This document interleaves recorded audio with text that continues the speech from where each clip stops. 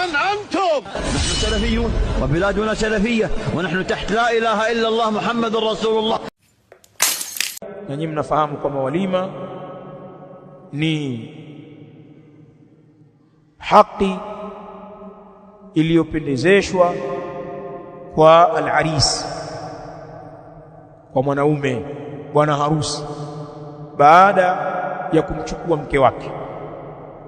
Al-mustahab, inayopendeza walima uje baada ya al-laila al-ula au allati taliha min al-bina'i ala al-mar'a. Iliyo bora ni walima ufuatie baada ya usiku wa kwanza au wa pili toka mwanamke kuchukuliwa. Kwa maana mtu awe leo amchukue mke wake akawe naye huko, kesho yake au kesho kutwa yake ndio yule bwana afanye walima. Hii ndiyo mustahab, na mara nyingi akifanya hivyo Mtume sallallahu alaihi wa alihi wasallam. Pamoja kwamba inajuzu min nahiya alfiqhiyya kufanya walima siku hiyo hiyo hata kabla albina, jaiz. Ukaoa na kabla ya kukutana na mke wako watu wakala kabisa biriani, kama wanaofanya watu wengi.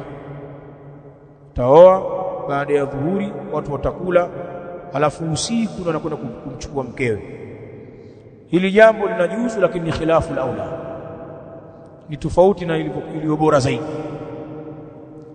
Na walima ni haki ya mume. Nyumba ya bibi harusi haina walima. Nyumba ya bibi harusi haina walima. Kama watapika chakula chao cha wageni wao, ndugu zao, sawa, lakini usikae huko umeng'aa sharubu kwa baba mkwe ni akupikie majungu ya wali. Walima ni wajibu wa mwanaume. Watu wengi hawajui hili jambo. Eti anauliza wako zake, sasa inakuwaje kuhusu walima? Wamuuliza nani? Kwani sisi tunaoa? Sisi tutashughulika kumwandaa mke wako, tumtafutie nguo, viatu, mkuti amependeza, tutamwandaa mtoto wetu kwa mahitaji yake mbalimbali. Ama sasa kulisha watu waliokuja harusini, hiyo kazi yako. Labda mtu aamue kujitolea, na sio tuwekeane sharti upande wa mke utoe nusu na ume nusu. Hakuna mambo hayo.